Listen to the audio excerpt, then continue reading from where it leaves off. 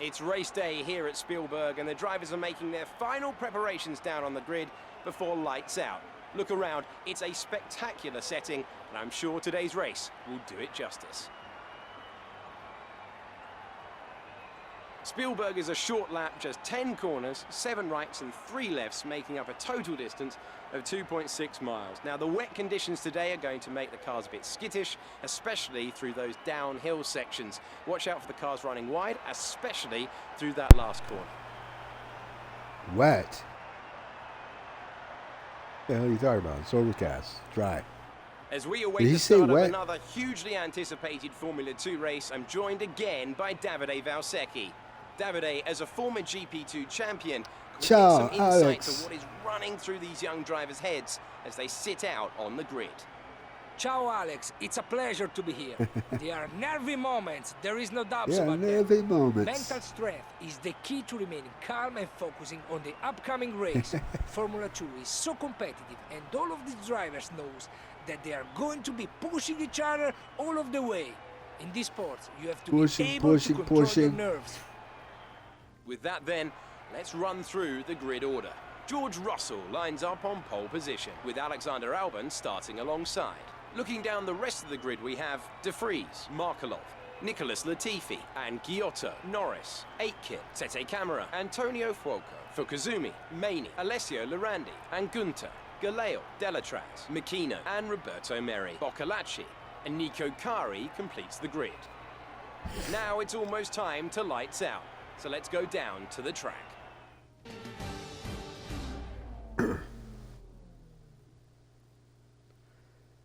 Well, moment of truth in terms of strategy. First corner, so try to keep it tidy. 13 on the soft. I think I can do 13 on the soft, but here's what I'm wondering too. Like, okay, I qualified on super softs. And the second stint we'll be racing on super softs. Are those the same super softs I qualify with? I'll have to check the rules differences between F2 and F1, because in F1 I know, well, they have 3 rounds of qualifying for one thing. F2 has 1 round of qualifying. But 3 rounds of qualifying in F1. Round 2 qualifying, whatever their best time is, that's the tire they start the Grand Prix on. Here, I'm not sure what the rule is in terms of starting tire, because clearly we're not starting on super softs, and that's what I qualified on. So I'm going to hope and assume those are both fresh sets of tires. And see how we get on. I should be able, I hope, to manage 13 laps around.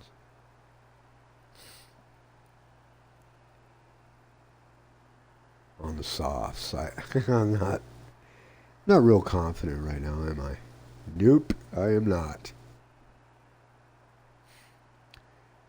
Okay, they have me fueled. We're going 20 laps, so it is 20 laps. They have me fueled for the fuel, 1.2 laps over 55 kilograms of fuel.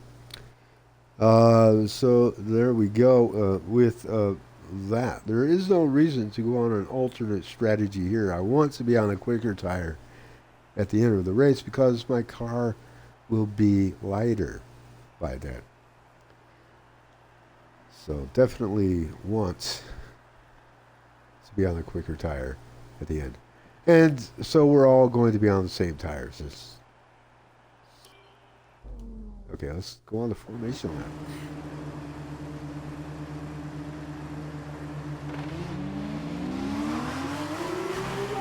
Map is good, but we need to learn the gears, so go into each one when you can. We're going to need some work on the brakes, so put some energy into them and warm the tyres as well, please.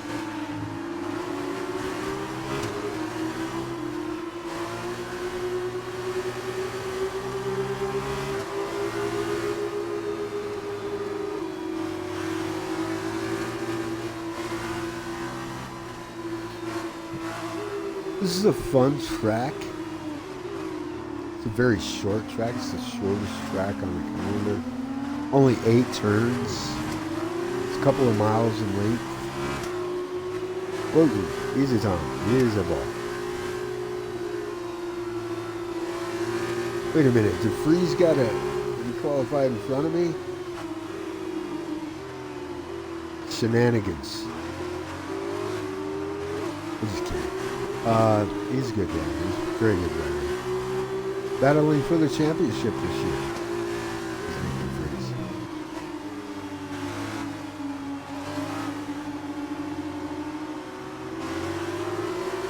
Nicholas Latifi is behind us.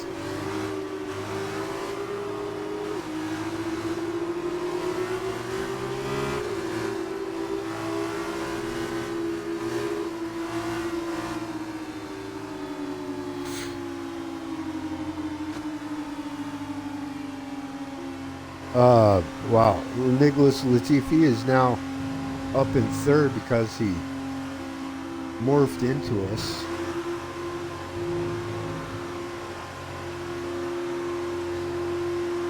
I'm morphing into Nick DeFreeze. We are one.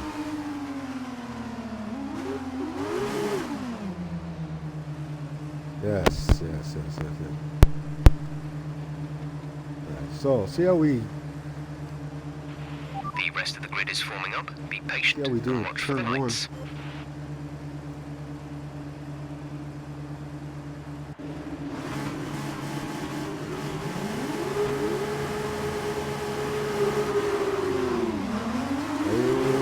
Okay, not bad. Not bad. Not great, not bad.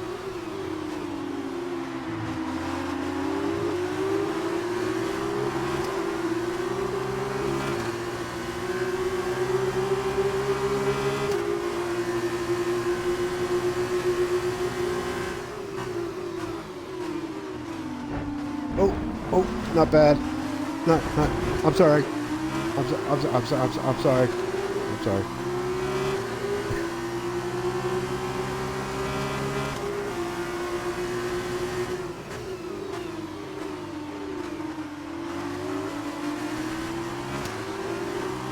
Not real sorry, but sorry. That's a Apologetic. strong start. Well done.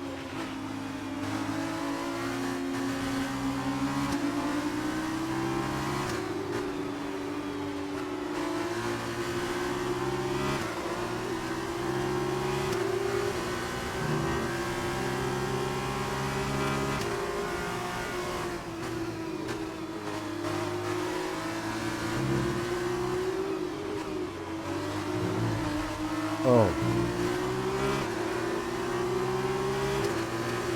I'm not gonna defend if Albon. I guess he's not gonna. I was gonna say if he got alongside me, I wouldn't defend it. Give it back to him, because I kind of feel bad about. Oh, I got the position.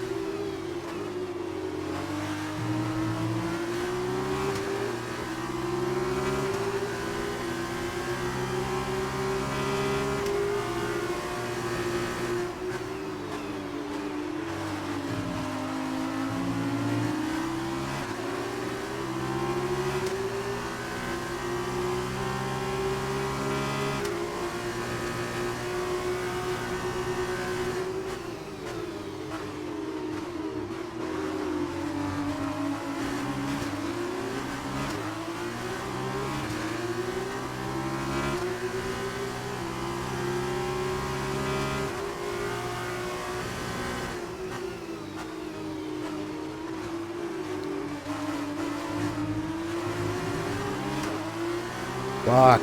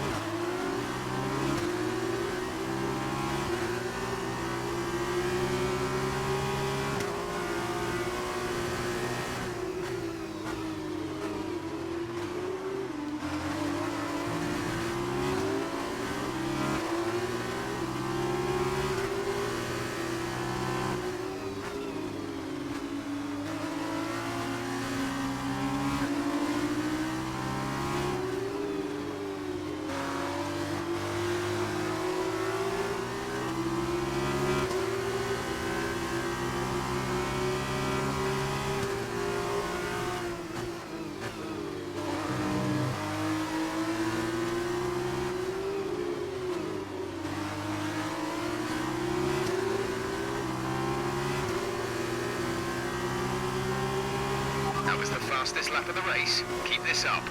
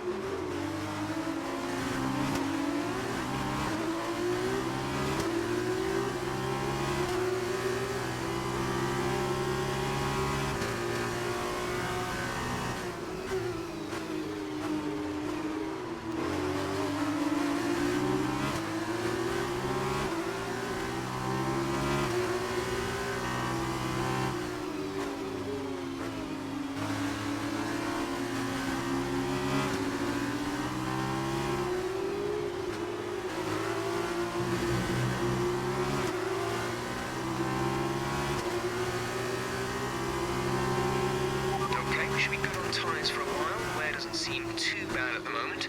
Just take care when you load them up.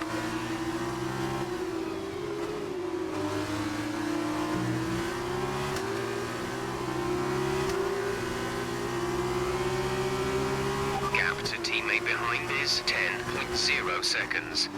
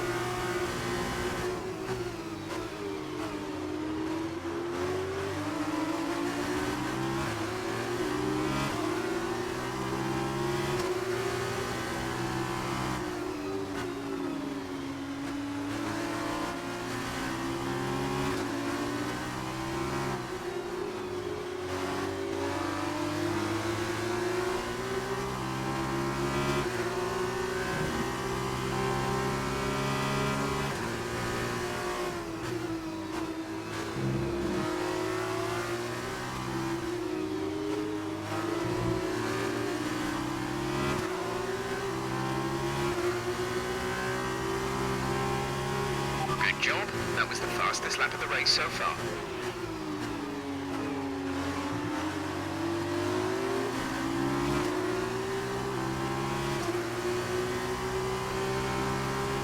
Did you get a DRS range here?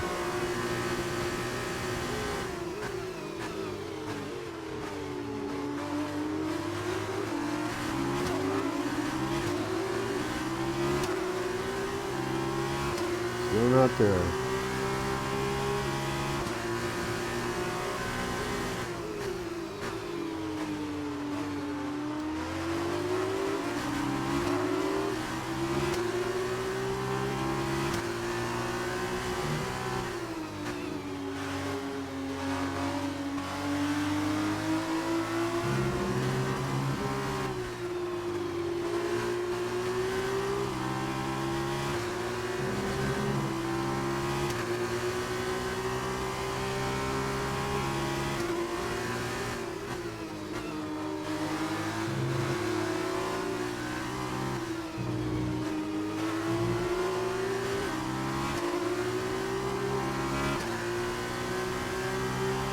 Okay, you're in the top 10.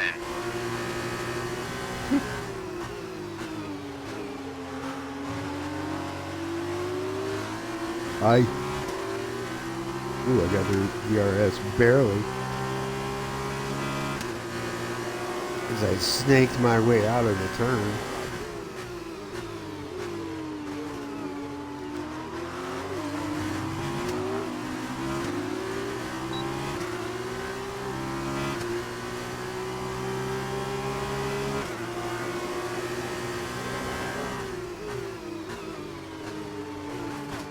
Okay, what the hell with the brakes right now?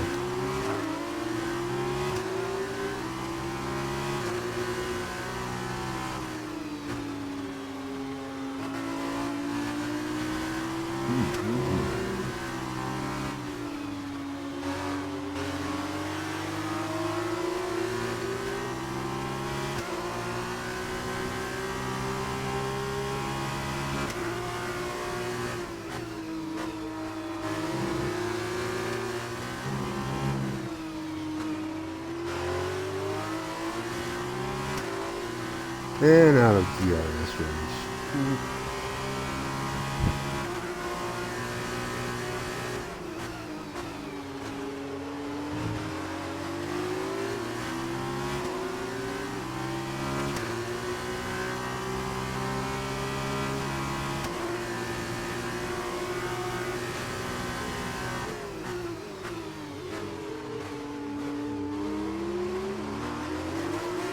Whoa. Oh, the car just bogged way down there.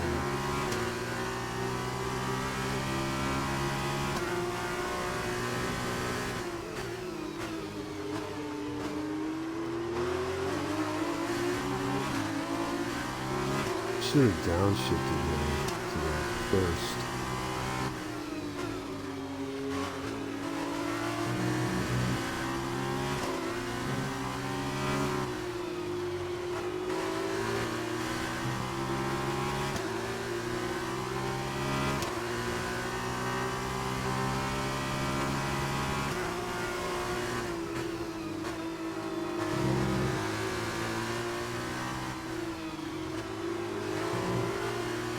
Tadasuke's dropped out of the race.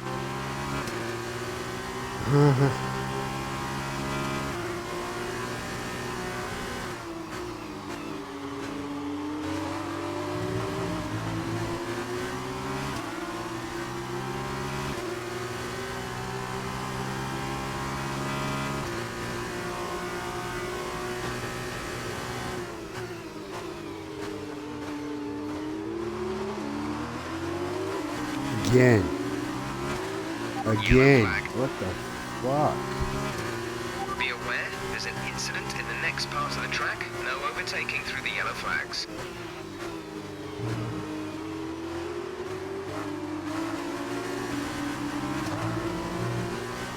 Whoa.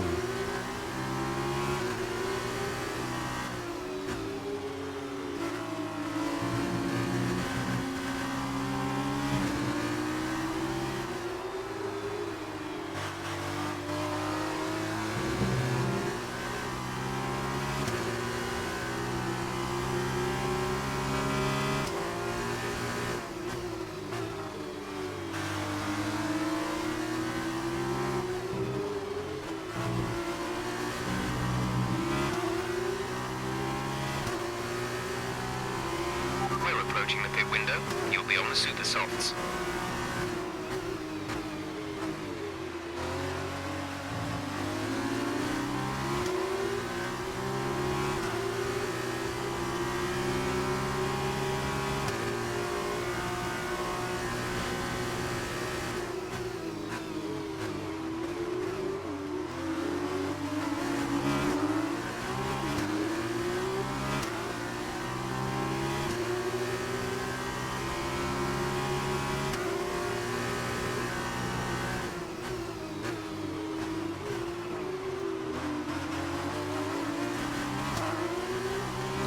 Man, the tires feel like shit right now.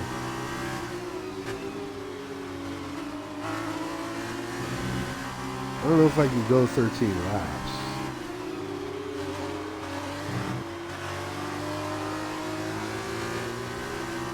In fact, I'm going to go out on a limb and say I cannot go 13 fucking laps.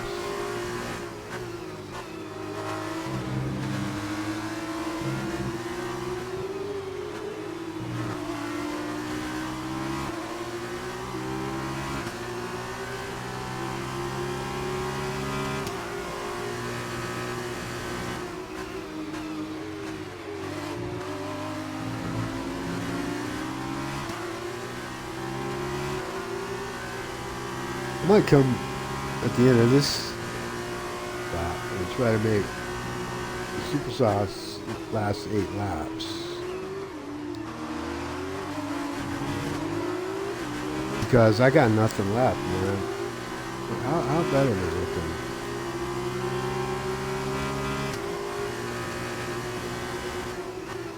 Oh.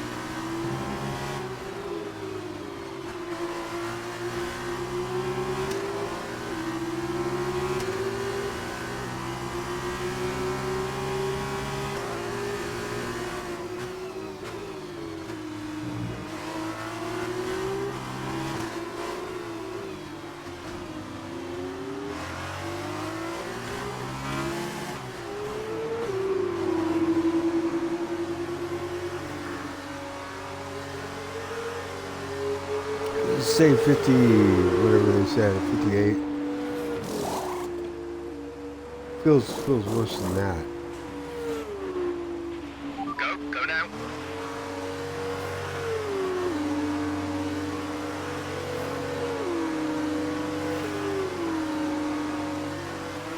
Okay, you only have to stop once now. One stop left.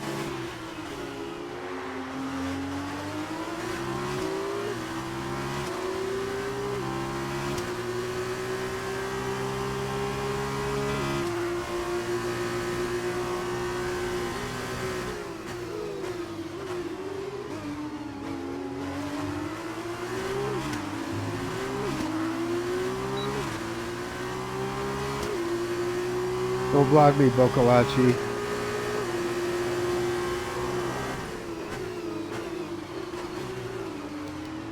They're speeding up again, so I expect they fixed one.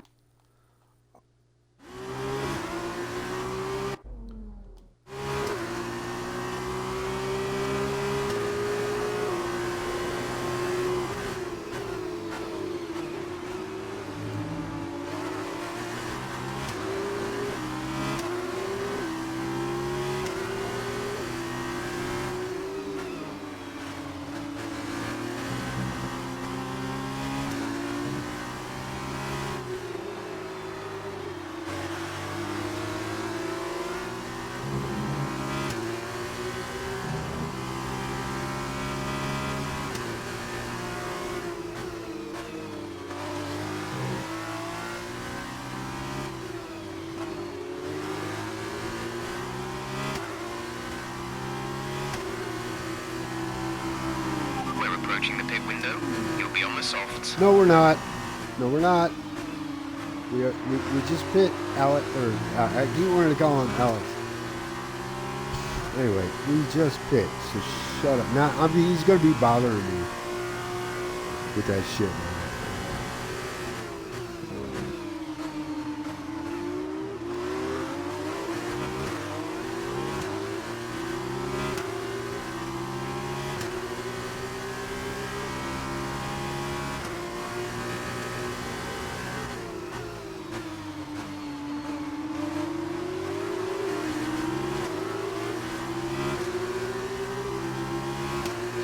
Hope they go in the pits. Like this lap, they have to come in sometime to go in. They're going to hold me up if they don't.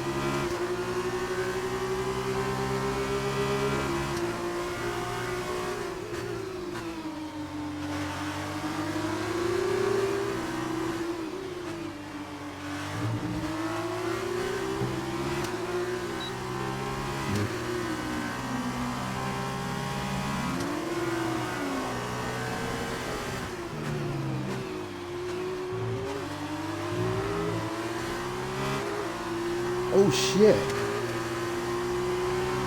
Oh, I got George.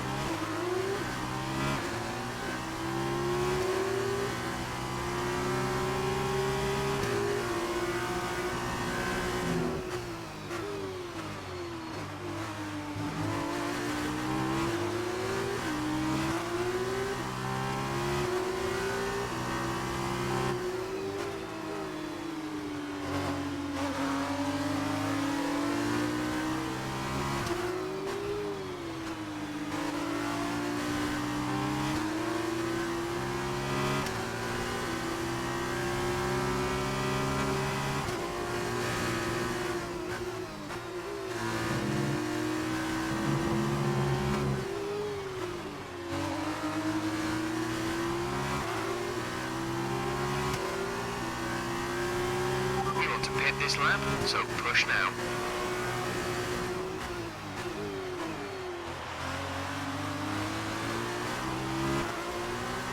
That's freaking moronic. They're not pitting. Just pit.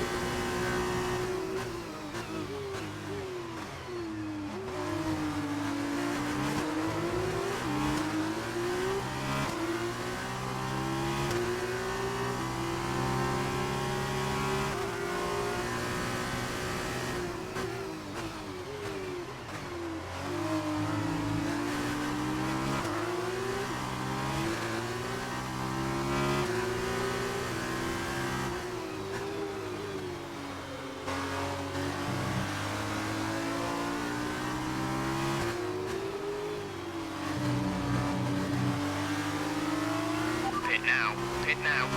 No. No, Jeff. No. No.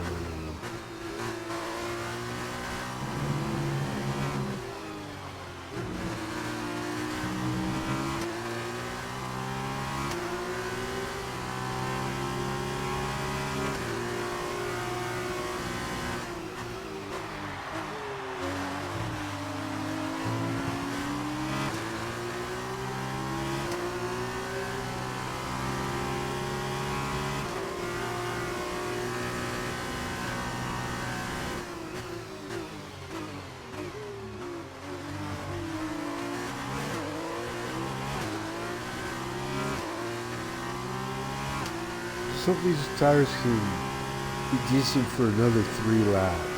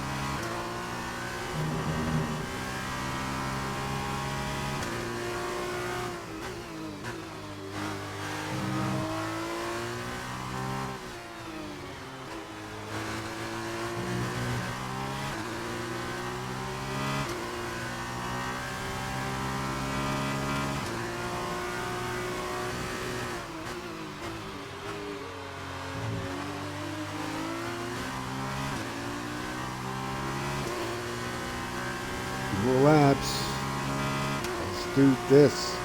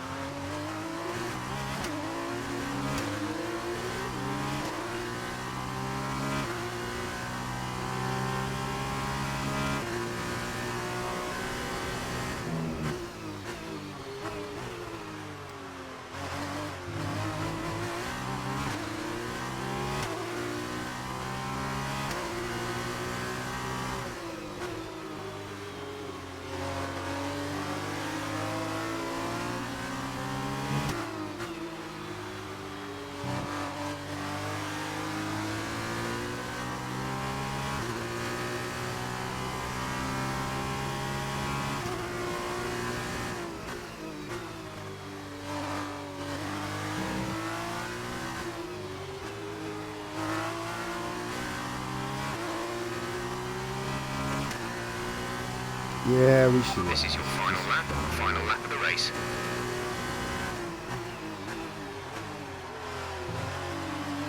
You're losing a small amount of time to the car behind. Keep pushing. Yeah. We'll be fine.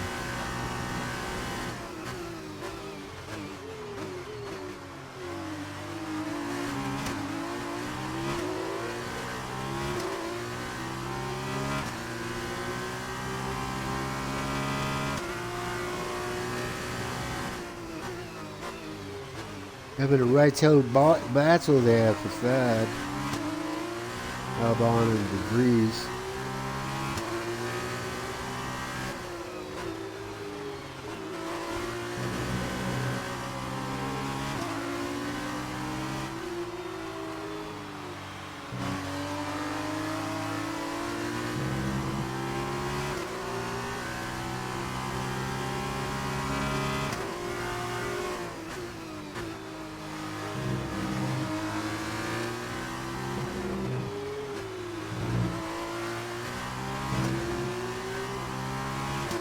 Yeah. Bring it home. You worked hard for that one. Congratulations. Thank you, flashbacks.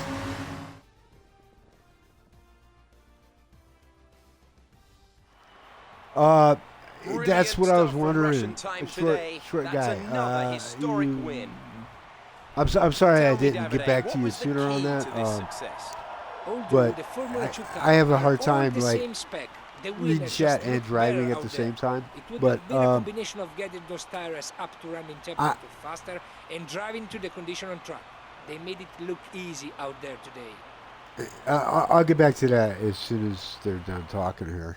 And here are our podium drivers today after that excellent race. They've excelled here, as they so often do, and it's a well-deserved victory. Russian time, then, are on top today.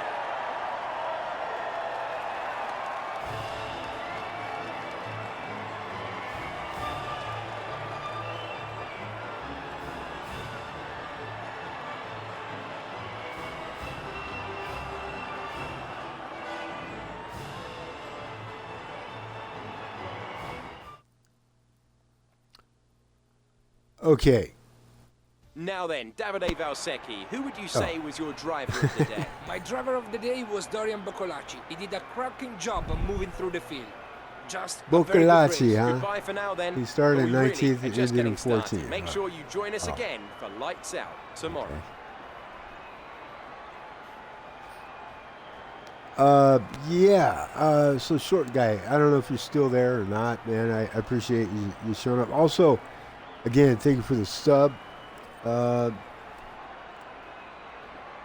Really do appreciate that.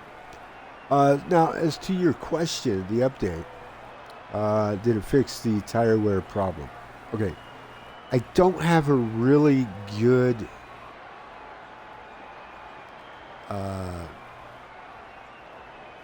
barometer at the moment. You know, I've raced one race weekend now, and that's at Austria. And the thing about Austria, it's a short track. There are only 8 turns. I don't think it's the best track to gauge whether or not the tire wear scaling issues have been resolved or not. However, I will say this. One thing I noticed, and I did some like practice races. This is before the patch. Did some practice races at Austria with the F2 cars. And the tire wear was worse. It was definitely worse. Instead of being like, it was 58, 59% there at the end of an 8-lap stint with the super soft tires. In the pre-patch or pre-update Grand Prix that I ran in Austria, I only ran a couple, but both of them had the same thing, same issues. The tire wear was up in the 70s, mid 70s. After 8 laps, 7-8 laps, something like that, with super softs, and with mediums, the best I could manage was like 12 laps before they just went off the cliff. But they would be, the tire wear would be like 79%, you know. And 79% seems to be the point where if you're going to get a puncture, that's usually it. It's like hold your breath, you know, at 79%. Because punctures incoming. Now, a track like Bahrain,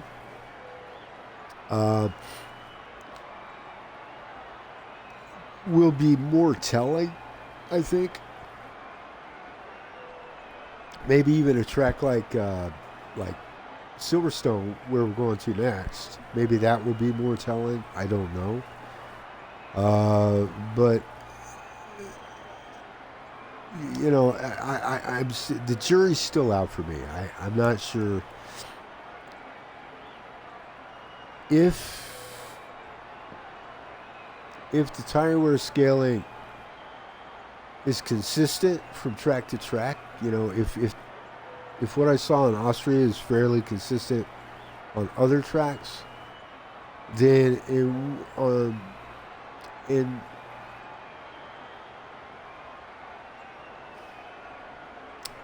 what am I trying to say? In one respect, the tire wear scaling will, I could say that the tire wear scaling issue was addressed. But if performance is still the same, which I noticed in the first stint with the medium or the soft, what did we start on? Soft, yeah. That even though it said 58, 59%, about the same at the end of the stint, it felt more like 70s. It felt exactly like it did when the tires hit the cliff before the update. So performance-wise, I got about the same sort of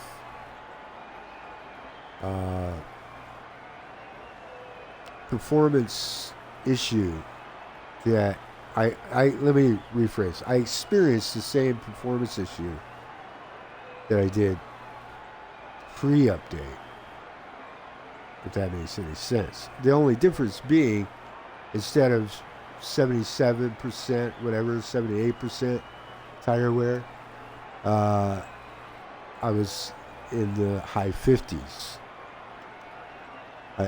My tires were in the high 50s. But if, you know, that could be a bit of a misnomer. It could be misleading if you're still getting the same tire performance, where your performance overall is dropping off dramatically, and say the AI's performance is not dropping off. But in fairness, even though Russell was gaining on me there towards the end, um, he's coming back on me.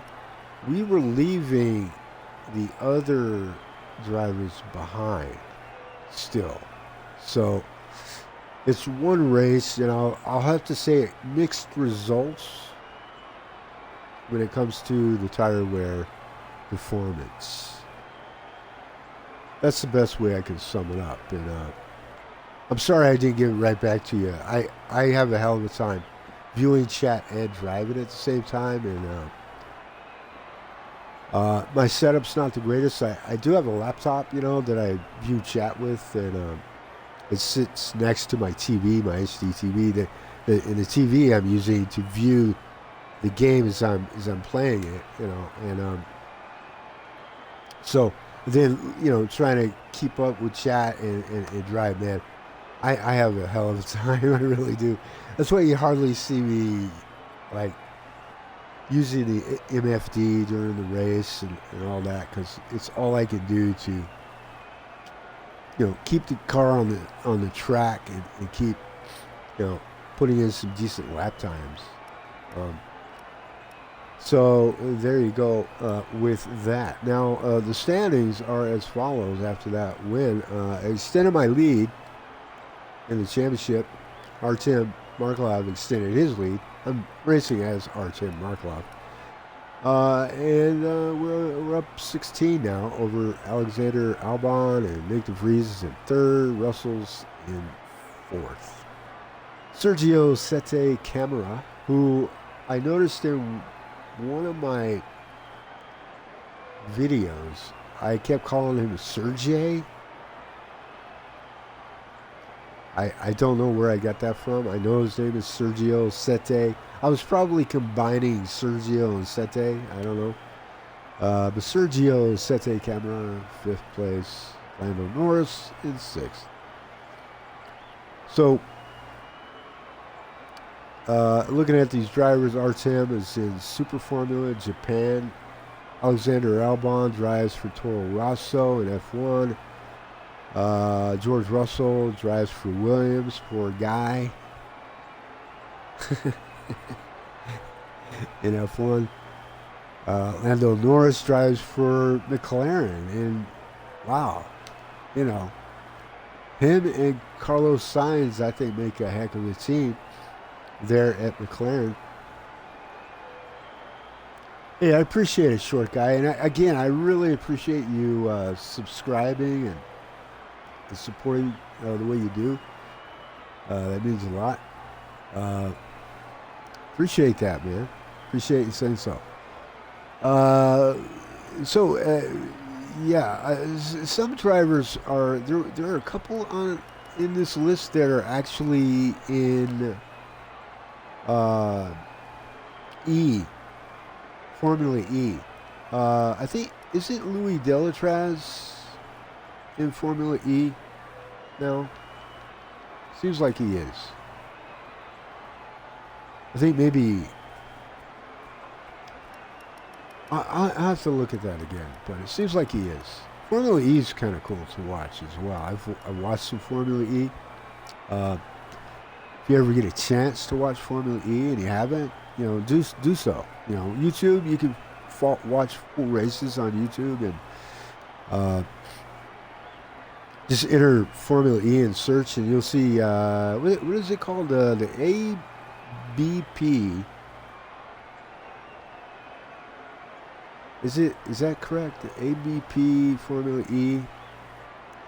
ABP is who sponsors it. It's the title sponsor. One of the drivers that I follow is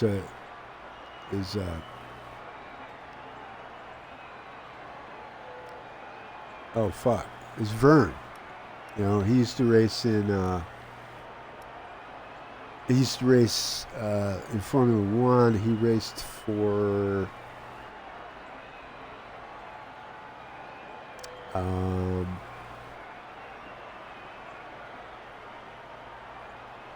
Who did he race for? He did decent too, actually. It was a shame, you know, that there was he was sort of the odd man out, you know. Can't remember who he was racing for. I should know that.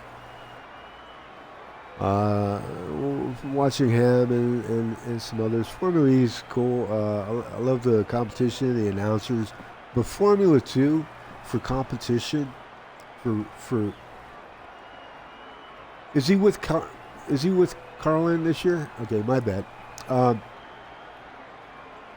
There are a couple of drivers that are on this list that are with Formula E, though. I know this. I just can't think of who that is. So,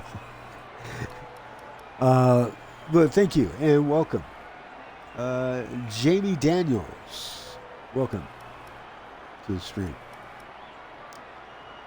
But yeah, one of the things I like doing is just kind of view the replay and relax and chat and all that.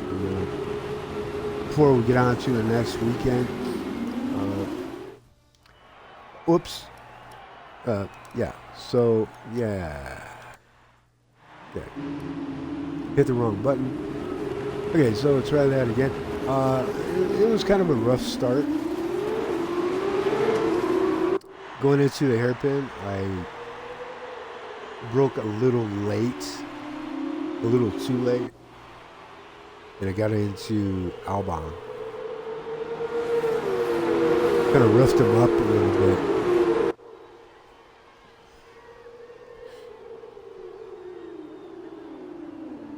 I'll tell you what, I'm really impressed with Lando Norris and Carlos Sainz at McLaren. You know, in F1. Lando in particular, he would have had maybe a couple of better finishes than he had, but you know, certain things happened during the course of the race that sort of held him back a little bit. But it's still good to see him and Carlos doing as well as they are with McLaren. McLaren right now, they're the best of the rest. You know? I don't know what your views are on it in chat, but you know, it's definitely exciting to watch. And another thing about Lando is not only is he racing Formula 1, but he's racing in iRacing and he's racing in F1 2019. I watched some of his races on YouTube. It's like the energy of youth, you know? Making millions of dollars driving an F1 and killing it online as well.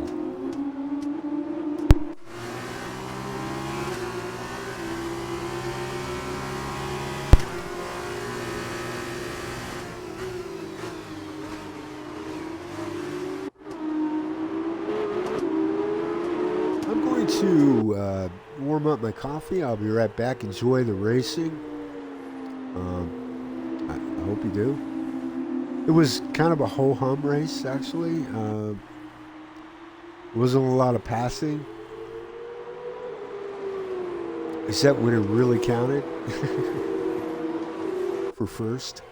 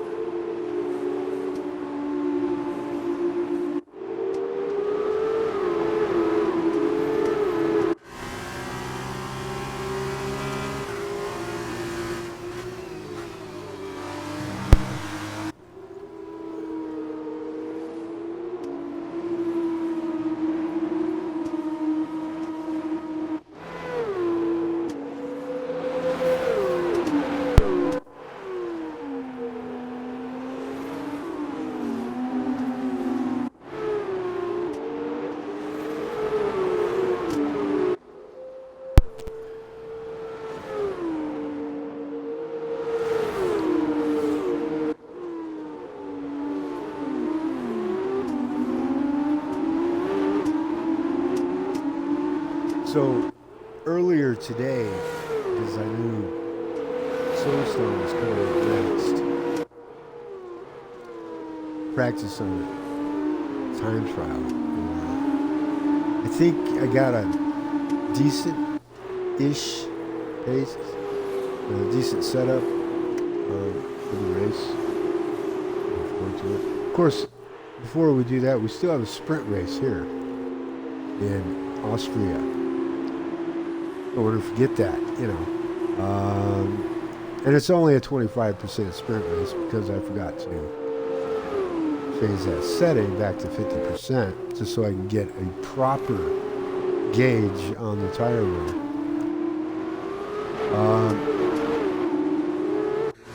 I will remember, I hope, to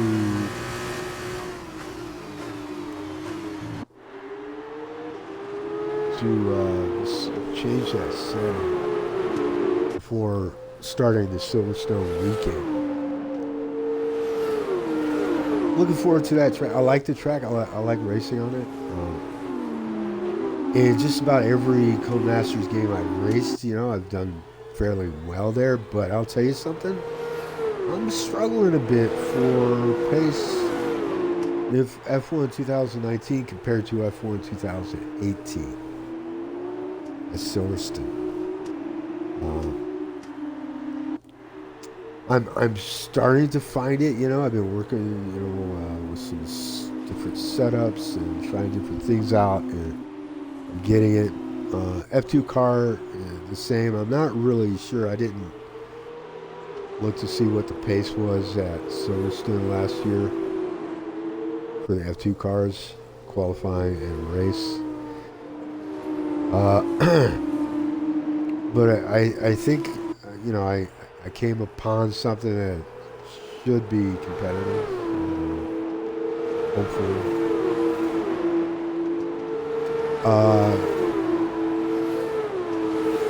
One of the things, you know, the F1 cars have,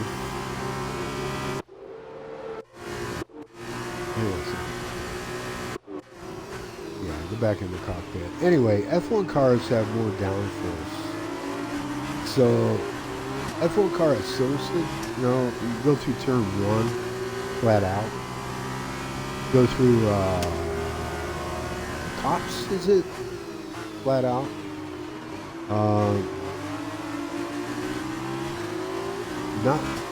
I haven't been able to do that in an F2 car. I can sort of ish come close to, I can keep it at 60 anyway, but I have to let out of the throttle in turn 1 and Cops. I even have to trail brake, and you know, I have to it's tough, man, it's tough, man. But I get through Maggots and Beckett's decent, you know. So hopefully we'll have a great race there. But again, getting ahead of myself because there's a matter of a sprint race here at the Red Bull Ring, Spielberg, Austria.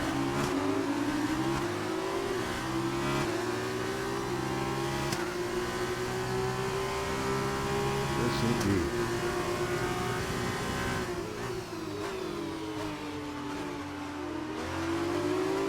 So I had gotten myself into DRS range. I was proud of myself. Stayed in DRS range, a couple of laps. Then promptly the tires just, I was not able to get the same performance, and just dropped off. Couldn't brake. Tire performance affects braking, of course. And, man, I was just all screwed up there. Then I had that incident with Albon, which I used a flashback to recover from. There was one other flashback I used. I can't remember what it was for. This is at some point. I don't like using flashbacks, but I'll be honest with you, I'm glad they're there. Until I come to terms with this game, you know, and, what I can get out of it. Then I'll disable flashbacks. You know, until I get to a point where I feel confident, like I can compete consistently.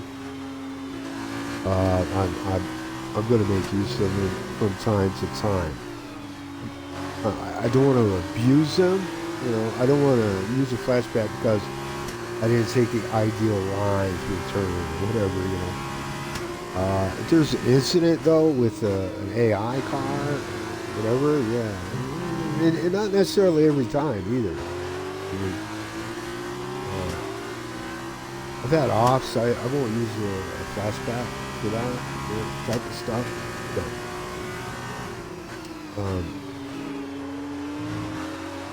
mainly if I get involved with an AI car in the flashback.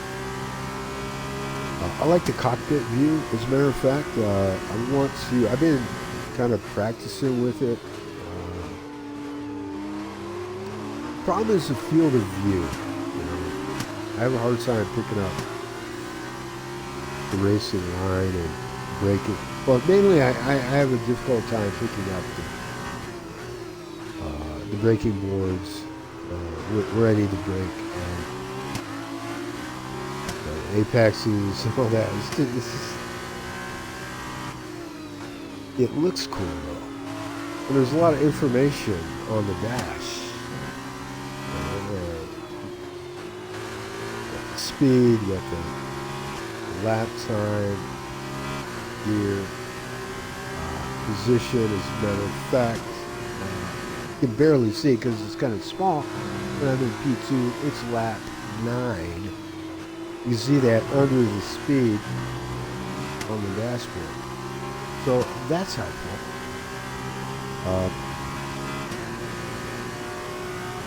And it looks clean. It looks really sharp in the cockpit. As you notice, I removed the column because it's not like real life where, you know, stuff in the foreground can sort of become obscured and sort of disappear because you're focusing on the track ahead and all that. It's not the same thing driving a video game. You don't get that same feel of depth in a video game that you do in real life. So it's just easier for me, you know, to just remove the column so I can see what the heck's going on up front, up ahead of me.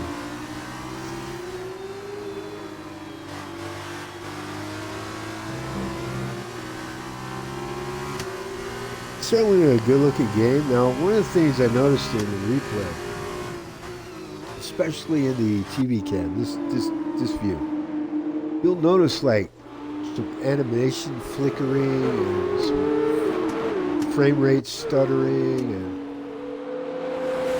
it's not. See right there, we just saw it. What I was talking about. It's not smooth. Also, I'd like to see Codemasters kind of take a cue from, say, iRacing, even some other games where you get more verbose information in the replays. Along with, you know, and the option maybe to enable or disable a lot of the overlay stuff, you know. Like, for instance, driver standings, or, you know, as they run, you know, somewhere on the left, kind of like TV style, you know, and things like that. Another thing I'd like to see Codemasters add in is a virtual mirror at the top. Give us the option to enable it. If people don't want to use it, fine. You know, they could just disable it. But for someone like me who drives in a T-pod cam, TV pod cam, there. Took me 3 tries to say that, but I got it. TV pod cam, it's difficult to see the mirrors, you know. And in some of the cars, it's difficult to, even if you're driving cockpit view, it's difficult to see the mirrors as well. So having that option, so I can tell exactly where cars are behind me. Certainly, you know, they're going to appear further back than they actually are, you know. But I'm talking about more their position behind me. You know, are they directly behind me? Are they left, right? I mean, I want to be able to look out for them, gauge that better. And a virtual mirror will definitely help with that. I think I'm coming in now.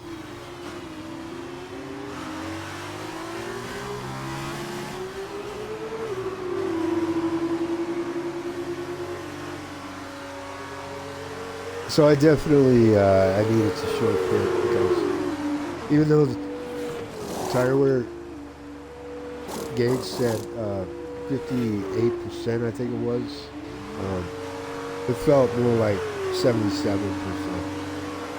It was just, it was getting damn near impossible to brake, to accelerate. You know, it's just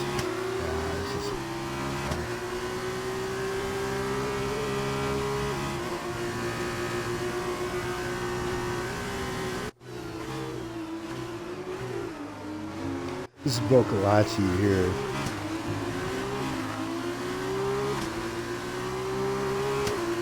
And oh, that's right. This is one of those incidents that I decided to use the flashback because they move over so far to cut you racing away, you know, which is fair play, but I just completely screwed it first time. I forgot to brake. For one, I broke late, way late. It was just bad. And then, as I was trying to recover, Bocalachi sideswiped me and knocked me off the track. And nope, unacceptable. Flashback. Okay, I used the flashback. Sue me.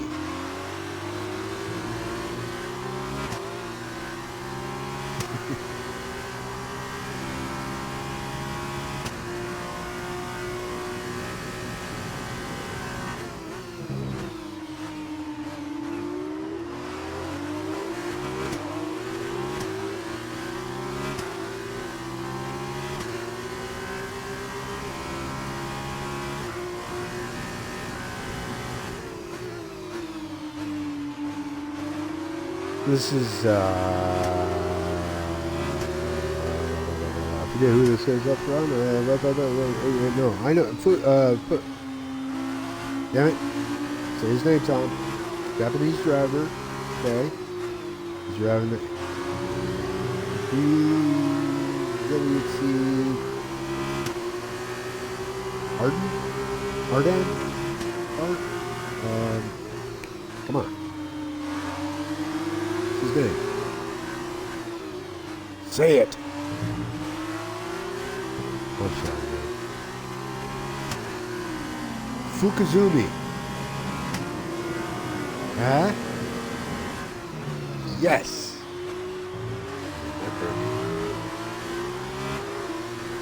Oh, there's George Russell. This surprised me. Although I did short pit and I did have some decent laps. except for that one where I did a flashback, but that was still okay. Yeah, George Russell gets past right there.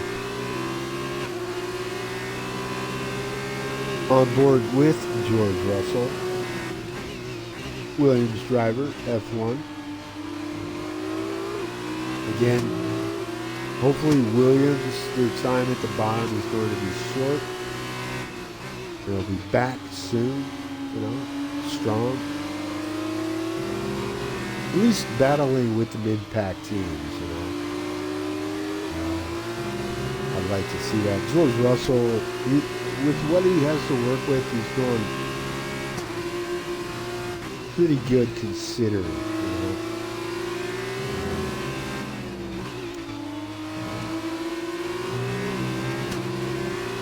You know, it's still, you kind of hate to see a young driver sort of get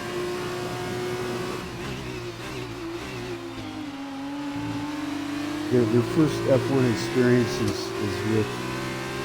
with a very struggling team.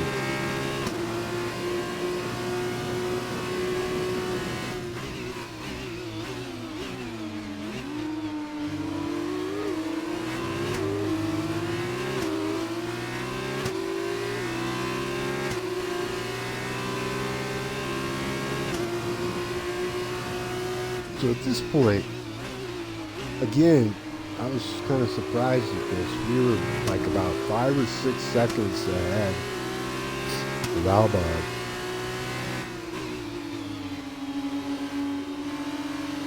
Nick DeFries as well, back there. Very surprising though.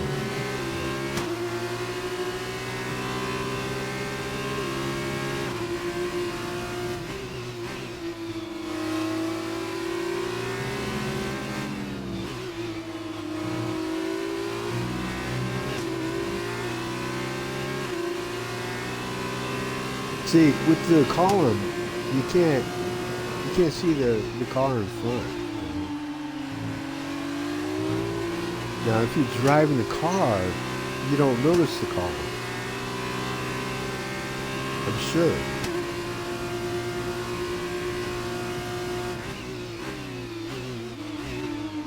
If you're actually driving in real life, I'm saying, you probably don't notice it. Gets absorbed into the background, you know. But it's tough to see what's going on.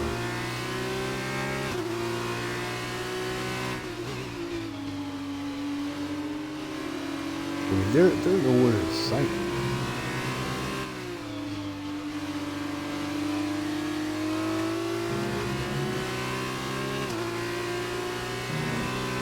But these cars, I don't know about anybody else with the F2 cars. Pre-update and post-update, they are quite understeery. I come up with setups that I can manage, or make the car manageable around all the different tracks. Some I do it. I come up with setups that I do a better job coming up with setups than I do at other tracks. You know, like, I don't know what it is at Bahrain, but I have a hell of a time, you know, coming up with the setups for that track. You know, I'm competitive, but it's not ideal. This track, you know, it's good, but I'm still off pace compared to where I want to be. I want to be, see, in the race I was in the 117s, I want to be in 115s, I think. Race pace, I'm talking. Qualifying, I want to be 114s minimum.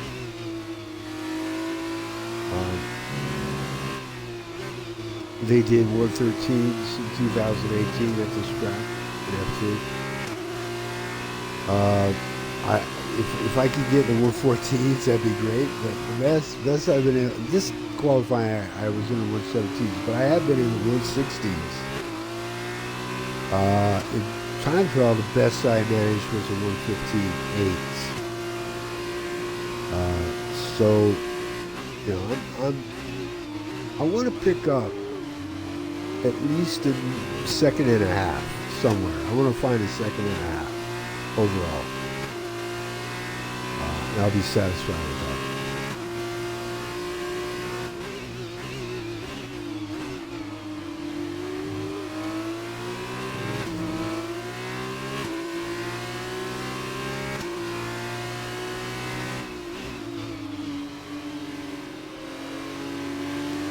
So, the France race I mentioned earlier, feature race, really fun race. I started in 13th. I was discouraged in 13th. You know, I was hoping I'd be started further up, but all I could manage was 13th in qualifying. And in the race, I went on an alternate strategy, went from medium to super soft. And everybody else in the race started on super soft. They switched to mediums. And I'll tell you what, that strategy worked like a charm for me. I went from 13th to 3rd. Did a lot of racing, a lot of passing on track. Got a couple of positions during the pit stop phase, and yeah, the tire to be on at the end of the race there in France, definitely the super soft.